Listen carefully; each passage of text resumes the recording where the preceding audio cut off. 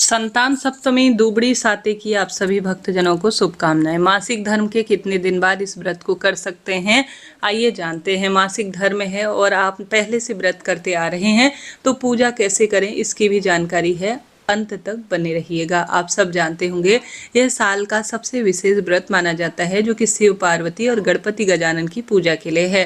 प्रत्येक माता अपनी संतान प्राप्ति के लिए, बच्चों की लंबी आयु के लिए इस व्रत को करती है। सबसे पहले तो इस व्रत को अब मासिक धर्म में नए सिरे से अगर आप शुरू करना चाहते हैं तो इस व्रत को शुरू ना करें। पहले से व्रत करते आ रहे हैं तो मासिक धर्म में व्रत को किया जा सकता है, परंतु नया व्रत जो है मासिक धर्म में किसी भी स्वरूप में शुरू नहीं करना चाहिए। इस चीज को आप नोट करते हुए चलिएगा। इस व्रत को आपको सुंदर रूप में करना होता है, शिव पार्वती पूजन करना होता है। पूजा कैसे की जाती है कमेंट्स में जो है वीडियो पिन किया हुआ है, आप जरूर देखिएगा।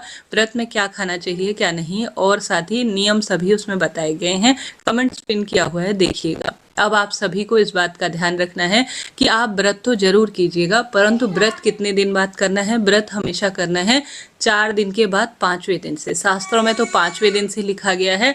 अब जिस दिन आप शनिवार पड़ रहा है, 30 तारीख है इस बार, तो आप सभी बाल जो है इस दिन अगर मासिक धर्म के साथ हैं तो बाल 2 बार धोइए। एक तो तीसरे दिन, एक जो है आप मासिक धर्म का कोई सा भी दिन हो, चौथा दिन हो, 5वां दिन हो, शनिवार का उसमें कोई दोष नहीं लगता। शुद्धता का ध्यान रखना होता है, तो बाल आपको ध्यान जरूर रखना है। हमेशा मासिक धर्म के 2 दिन बाल धोए जाते हैं, तीसरे, 5वें, 6ठे दिन जब जाके पूजा में बैठा जाता है।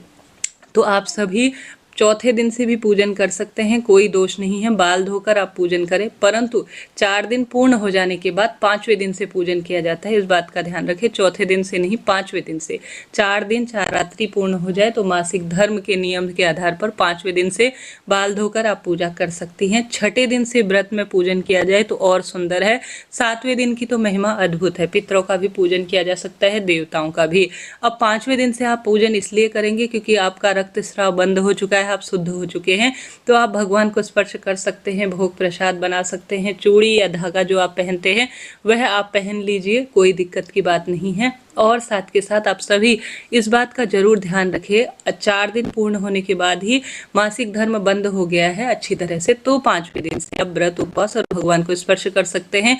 नहीं तो आप व्रत उपवास को जो है दूर से ही करेंगे, आपको भगवान को स्पर्श नहीं करना है। 5वें दिन मासिक रक्तस्राव बंद हो गया है तब भगवान को स्पर्श करें।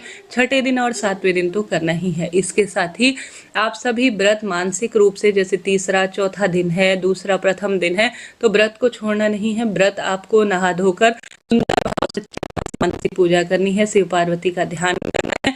और जो है आपके घर पर जो पार्थिव शिवलिंग बनाकर आप पूजा करते हैं तो बहुत बढ़िया है। नहीं तो आपके पास कोई मूर्ति प्रतिमा है तो उस पर भी आप अपने पति से या बच्चों से या अपनी सास से या जेठानी से छोटा सा पूजन करवा लीजिए। बस भोग प्रसाद समर्पित कर कर धागा धारण कर लीजिए। धागा भी 5वें 6ठे दिन से ही धारण किया जाएगा। अगर आप दूसरा तीसरा दिन है तो आप इसे अपने पास रख लीजिए। जब आप सेवानिवृत्त हो जाएंगी, कहने का अर्थ है मासिक धर्म से निवृत्त, तो आप इस धागे को धारण कर लीजिए। दान पुण्य आप 5वें 6ठे दिन से 7वें दिन से कर सकती हैं।